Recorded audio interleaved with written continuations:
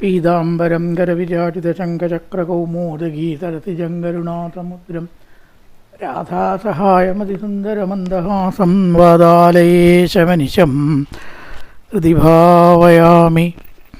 നമസ്കാരം. സനാതനധർമ്മ സംഹിതകൾ പങ്കുവയ്ക്കാനായുള്ള ചാനലായ നാദശ്രീയിലേക്ക് എല്ലാവർക്കും സ്വാഗതം. പേരെ ചാനൽ സബ്സ്ക്രൈബ് ചെയ്യുന്നതോടൊപ്പം ലൈക്ക് ചെയ്യാനും കൂടി ഓർമ്മപ്പെടുത്തിക്കൊള്ളുന്നു. കേശിവധം, അരിഷ്ടാസുരവധം എന്നീ രണ്ട് വധങ്ങൾ കഴിഞ്ഞു. അതിൻ്റെ ഇടയിലാണ് കംസനെ നാരദൻ കണ്ടു, കൃഷ്ണനെയും കണ്ടു. രണ്ടു പുറത്തും കംസവധത്തിനുള്ളതായ പശ്ചാത്തലം തയ്യാറാക്കി.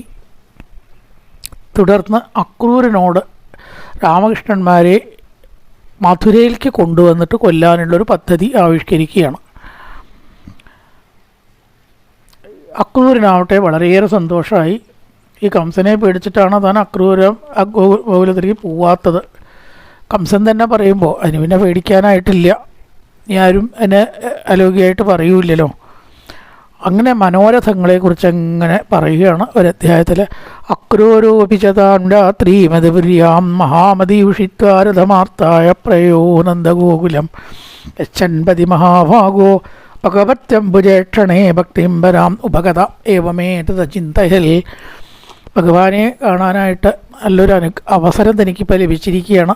വളരെയധികം പേടിയുണ്ട് കംസനെ പേടിച്ചിട്ട് കാണാൻ.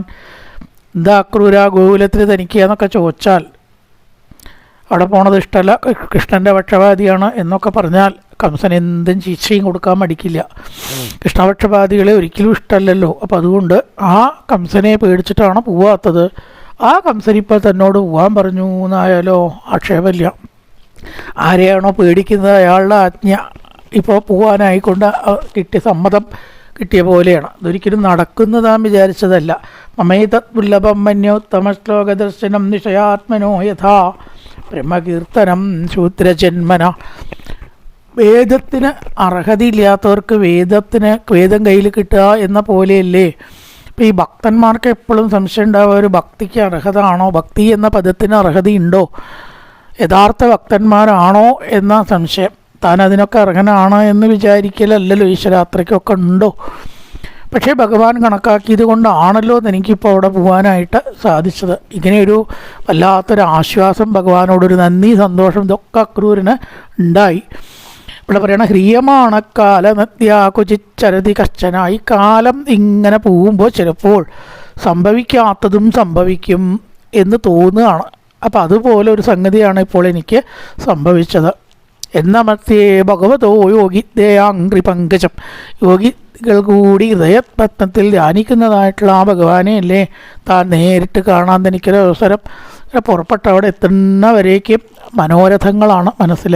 കംസോപദാദ്യാകൃതമേത്യനുഗ്രഹം ദക്ഷേംഗ്രി പത്മം പ്രഹിതോ മുനാഹരേ കൃതാവതാരസ്യ ദുരത്യയം തമ പൂർവേതരൻ എന്നഹമണ്ഡലത്തുഷാ.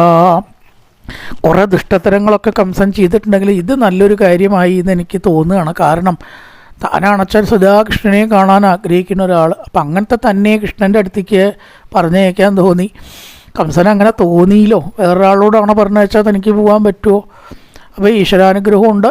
കംസൻ തന്നോട് പറഞ്ഞത് ഏതായാലും തൻ്റെ ഒരു ഭാഗ്യം എന്ന് വിചാരിച്ചു. ആ ഭഗവാന്റെ പാദപത്മങ്ങളിലുള്ള നഖങ്ങളെ കണ്ട് എത്ര ആൾക്കാരാണ് അന്ധകാരത്തെ ഇല്ലാതാക്കിയത്. കൃതാവതാരത്തെ ദുരത്യയം തമ പൂർവേതരൻ എന്നഖമണ്ഡലത്തുഷ. ആ പാദപത്മത്തിലത്തെ നഖങ്ങളുടെ തേജസ് കണ്ടിട്ട് എത്ര ആൾക്കാരാണ് അവരുടെ മനസ്സിൻ്റെ അന്ധകാരത്തെ നീക്കിയിരിക്കുന്നത്. യദർച്ചിതം ബ്രഹ്മപവാദിഭിസുരേഷ്യാജദേവ്യാമുനിഭിസ്തത്വനൈ ഗോചാരണായ അനുചരേച്ചരത്ബനേ ഗോപികാനാം കുജകുങ്കുമങ്കിതം. ബ്രഹ്മാവ്, ശിവൻ മുതലായിട്ടുള്ളവരും കൂടി, അല്ലെങ്കിൽ ദേവന്മാർ, മഹാലക്ഷ്മി, സത്തുക്കളായിട്ടുള്ള മഹർഷിമാർ, ഇവരെല്ലാം ഏതൊരു ഭഗവാനെയാണോ സദാ അർച്ചിച്ചുകൊണ്ടും പൂജിച്ചുകൊണ്ടും ഇരിക്കുന്നത് ആ ഭഗവാനല്ലേ ഗോപികളുടെ കൂടെ സാധാരണക്കാരനെ പോലെ നടന്ന് പശുവിനെ മേച്ച് നടക്കണ ഗോപന്മാർ, അവരുടെ കൂടെ നടന്ന് അവരുടെ ദുഃഖത്തെയും തീർത്തു കൊടുത്തത് എന്ന് ചോദിക്കുകയാണ്. അത്ഭുതമല്ലേ. ബ്രഹ്മാവ്, ശിവൻ, മഹർഷിമാരെ ഇവരൊക്കെ ആരാധിക്കുന്ന ഒരാൾ ഈ പശുവിനെ മേച്ച് നടക്കുന്ന ആൾക്കാരുടെ രണ്ടും രണ്ടറ്റാണതേ. അതെങ്ങനെയാണ് സംഭവിച്ചത്? രക്ഷ്യാമി നൂനം സുഖപോലനാസികം ഇതാവലോകാരുണകഞ്ചലോചനം മുഖം മുകുന്ദസ്യ കുടാളകാവൃതം പ്രദക്ഷിണം മേ പ്രചരന്തി വൈ മൃഗ.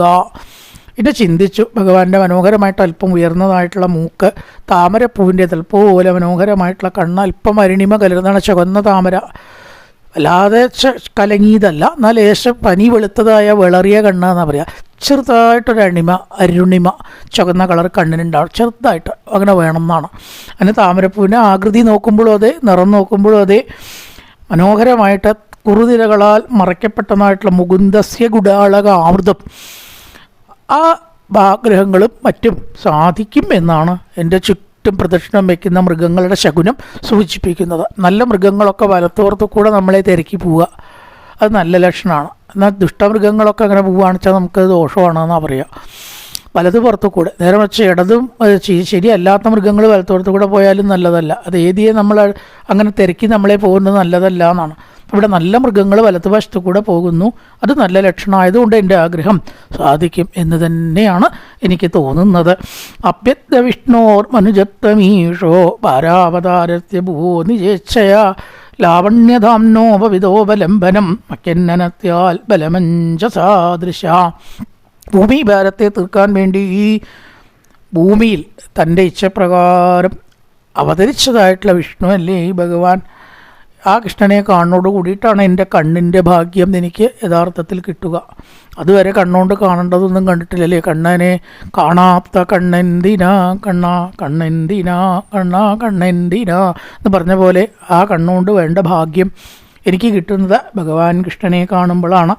ഈക്ഷിതാഹം രഹിതോപ്യസത്സതോ ത്വദേജതാ പാർത്ഥതമോ ഭ്രമ സ്വമായ ആത്മൻരചിതേ തദീക്ഷയാ പ്രാണാക്ഷദീപി സദനേക്ഷബീയത്തെ. സർവേശ്വരനായിരിക്കുന്ന ആ ഭഗവാൻ തൻ്റെ തേജസ് കൊണ്ട് എത്രയെത്ര ആൾക്കാരുടെ മനസ്സിൻ്റെ അന്ധകാരമാണ് ഇല്ലാതാക്കിയത്. ഭഗവാനോട് കൂടുന്നവർക്കൊക്കെ അന്ധകാരവും അജ്ഞാനവും തീരെ ഉണ്ടാവില്ലല്ലോ. ഭഗവാന്റെ ഭക്തന്മാരോട് കൂടുന്നവർക്കും കൂടി അജ്ഞാനം ഉണ്ടാവില്ല, പിന്നെ ഭഗവാനോട് കൂടി ഉണ്ടാവുമോ? അങ്ങനെ എത്രയെത്ര ആളുകൾ അജ്ഞാനം നശിപ്പിച്ച ജ്ഞാനത്തിൻ്റെ വഴിയിൽ എത്തിയിട്ടുണ്ട് എന്ന് ചോദിക്കുകയാണ്. സ്യാഖിലാമീപകബിസ്തു മംഗളേർ വാചോ വിമിശ്ര ഗുണജന്മകർമ്മഭി പ്രാണന്തി ശുംഭന്തി പുനന്തി വൈജഗർ അത്തദ്വിരക്താശവശോഭനാമതാ. മനോഹരമായിട്ടുള്ള ഭഗവാന്റെ ആ ഒരു വാക്ക്, ഗുണങ്ങളെ ജന്മങ്ങളെ കർമ്മങ്ങൾ ഇതിനെ കീർത്തിക്കുന്നതായിട്ടുള്ള വാക്ക്, ആ പറയുന്നവർക്ക് ശുദ്ധി, കേൾക്കുന്നവർക്ക് ശുദ്ധി, എല്ലാവർക്കും മനസ്സിന് ഉത്സാഹത്തെ നൽകുന്നതാണ്. ഇതൊക്കെ ഇല്ലാത്ത ജീവിതം എന്തിനാണ് എന്ന് ചോദിക്കണം. ശപശോഭനാമത. മരിച്ചിട്ടുള്ളൊരു ശരീരത്തിൽ നമ്മൾ കൂളിംഗ് ഗ്ലാസോ നല്ല വസ്ത്രമോ പൂമാലയോ എന്ത് അലങ്കരിച്ചാലും അത് മരിച്ചത് തന്നെയാണ് ഇല്ലേ. അതിനെ തൊട്ടാൽ കുളിക്കണം, കണ്ടാൽ കുളിക്കണം. ആരെങ്കിലും അതിനെ നന്നായി എന്ന് അങ്ങനെ പറയാറുണ്ടോ? അലങ്കരിക്കണത് എന്തിനും അതൊരു ചില സ്ഥലത്തെ ഒരു സിസ്റ്റമാണ്. തമിഴ്നാട്ടിൽ മരിച്ചു കഴിഞ്ഞാൽ അലങ്കരിക്കുക, അങ്ങനെ അത്രേ കൊണ്ടുപോവുക, എടുത്തിട്ട് കടത്തിയിട്ട് പൊതിച്ചിട്ടല്ല കൊണ്ടുപോവുക. നല്ല സിംഹാസനം പോലെ വല്ല കസേരയിൽ അതിലൊക്കെ ഇരുത്തി വസ്ത്രങ്ങളോ ആഭരണങ്ങളോ നല്ല കാര്യങ്ങളൊക്കെ ധരിച്ച് പൂമാല ഒക്കെ ചാർത്തി ഗംഭീരമായിട്ടാണ് കൊണ്ടുപോവുക. പക്ഷേ എങ്ങനെ അലങ്കരിച്ചാലും അത് തന്നെയാണ്. കാരണം ചൈതന്യം പോയതാണ് എന്ന് അറിയണവർക്കറിയാം. അപ്പം അതുകൊണ്ട് തീർച്ചയായിട്ടും ഈശ്വരഭാവമില്ലാത്തൊരു ജീവിതം, വീട് കെട്ടി ബംഗ്ലാവുണ്ട്, കാറുണ്ട്, മറ്റു സംഗതികളുടെ സമൂഹത്തിൽ മാന്യമായ സ്ഥാനം ഉണ്ടാവാം, ചിലക്ക് സ്വർണ്ണ ചെയിന് കഴുത്തിലിടാൻ തരായി എന്ന് വരാം. ഇതൊന്നും ഒരാളുടെ മഹത്വമല്ല. ഏതൊരാൾ കൃഷ്ണാരാമാന്ന് ജപിച്ച് ഇതൊന്നും ഇല്ലെങ്കിലും കൃഷ്ണനുള്ള ഭക്തി ഉണ്ടാവണോ, ഭക്തന്മാരവരെ തന്നെയാണ് ബഹുമാനിക്കുന്നത്. മറ്റതൊന്നും അവർക്കൊരു വിഷയമല്ല എന്ന് പറയണം. സചാപതിർണക്കില സത്വതന്മയേ സ്വസേതു പാലാമരവര്യ ശർമ്മകൃ യശോവിധന്യൻ പ്രചാസ്ത ഈശ്വരോ ഗായന്തി ദേവാ യഥശേഷമംഗളം. ആ ഭഗവാന്റെ എല്ലാ കീർത്തിയും ദേവന്മാർ കൂടി ഇപ്പോൾ കീർത്തിക്കുകയല്ലേ ചെയ്യണം, സദാ കീർത്തിച്ചുകൊണ്ടിരിക്കുകയല്ലേ ചെയ്യുന്നത്.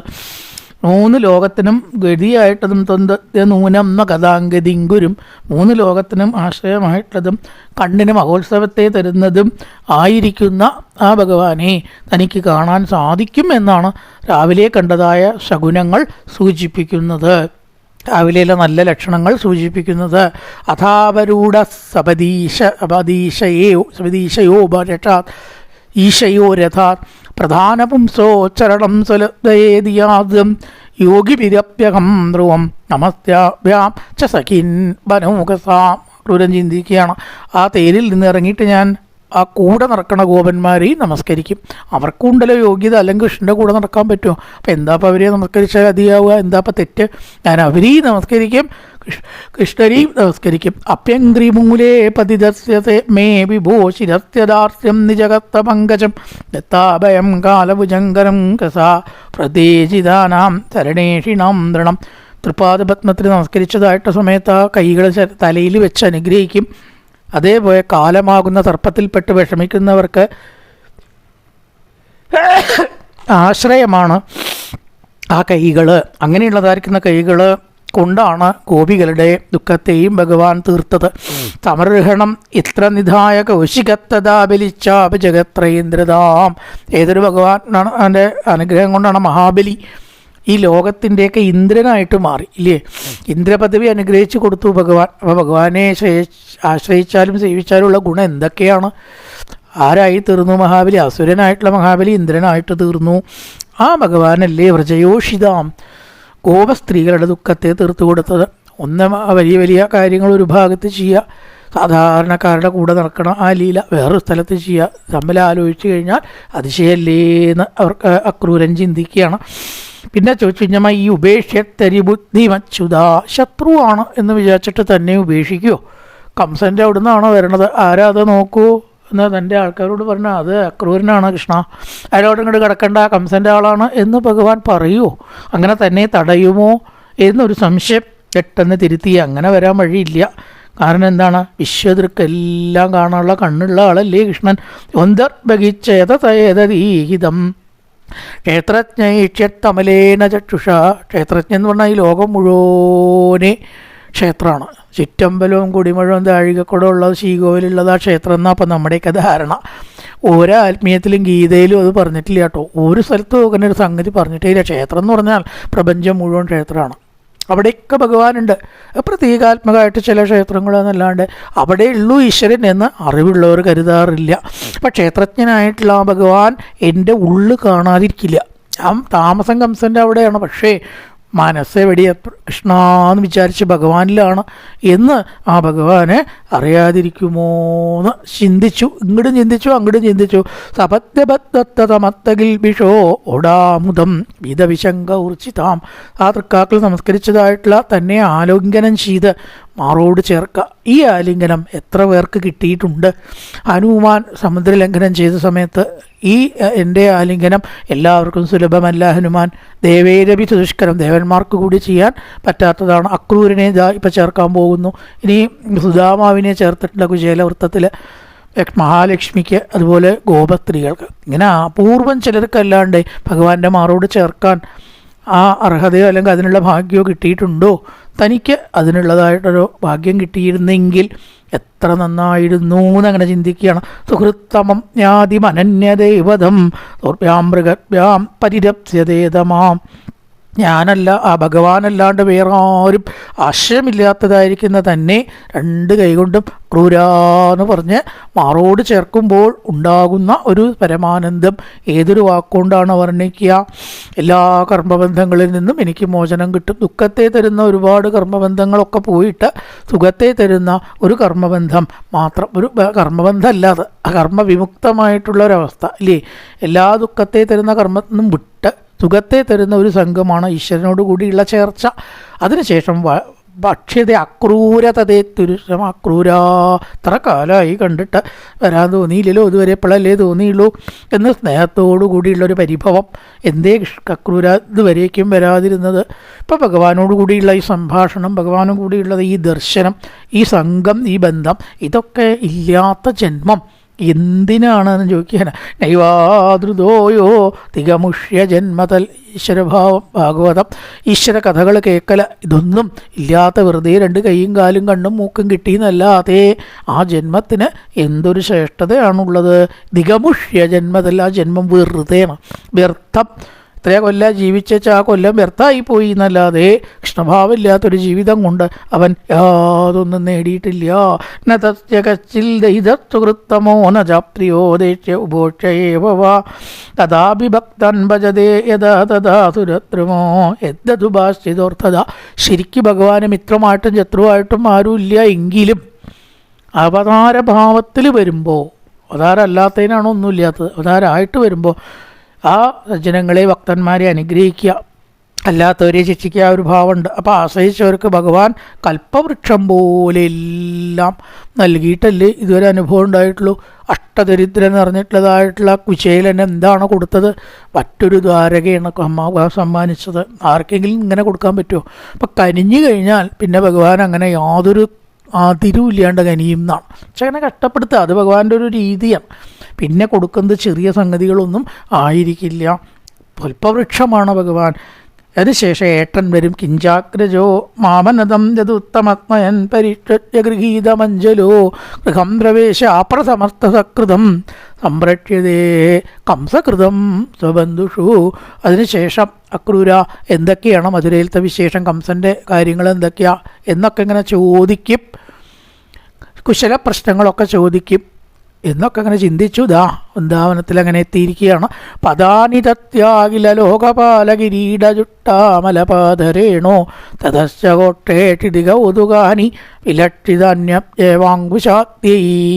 ഭഗവാന്റെ ആ പാദാരവിന്ദങ്ങൾ അങ്ങനെ പതിഞ്ഞതായിരിക്കുന്ന മണല വൃന്ദാവനത്തിൽ കണ്ടില്ലേ. എല്ലാം മറന്ന് അക്രൂരൻ ചാടി ഇറങ്ങി ആ മണൽ വാരിയിട്ട് തലയിലാണ്ടിട്ടിട്ട് പ്രഭോരനും അമൂന്യങ്ക്രി രജാംസ്യഗോയിതി, എൻ്റെ ഭഗവാൻ ചവിട്ടി നടന്നിട്ടുള്ള മണലല്ലേ ഈശ്വര ഞാൻ കാണുന്നത്. പ്രസാദമായിട്ട് ശിരസിലങ്ങനെ അണിഞ്ഞു.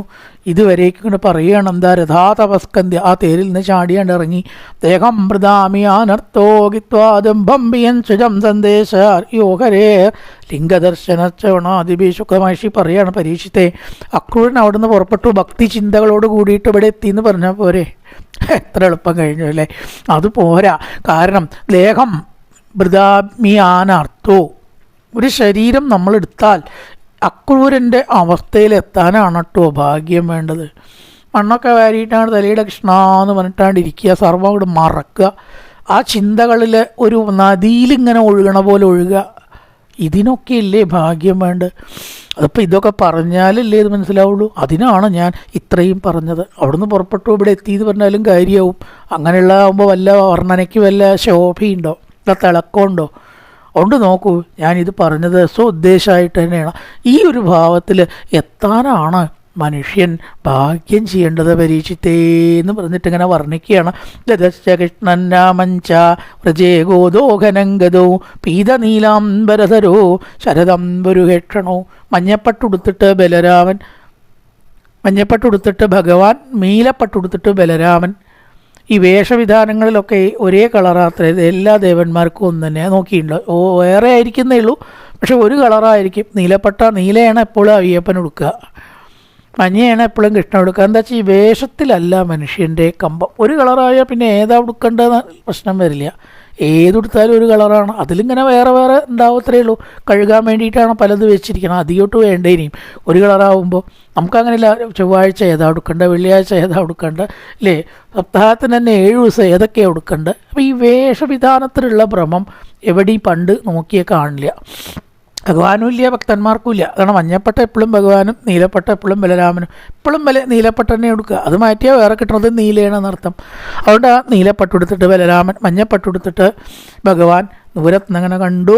ശോഭയന്തോ മഹാത്മാന അനുക്രോശസ്മിതേക്ഷണോ. ചുറ്റും നിറച്ച് പ്രകാശങ്ങനെ പരത്തിക്കൊണ്ടാണ് അവർ നിൽക്കുന്നത്. ജഗത്തിൻ്റെ മുഴുവൻ ആധാരഭൂതന്മാരായിരിക്കുന്ന രാമകൃഷ്ണന്മാരെ അല്ലേ താനിതാ കാണുന്നത്.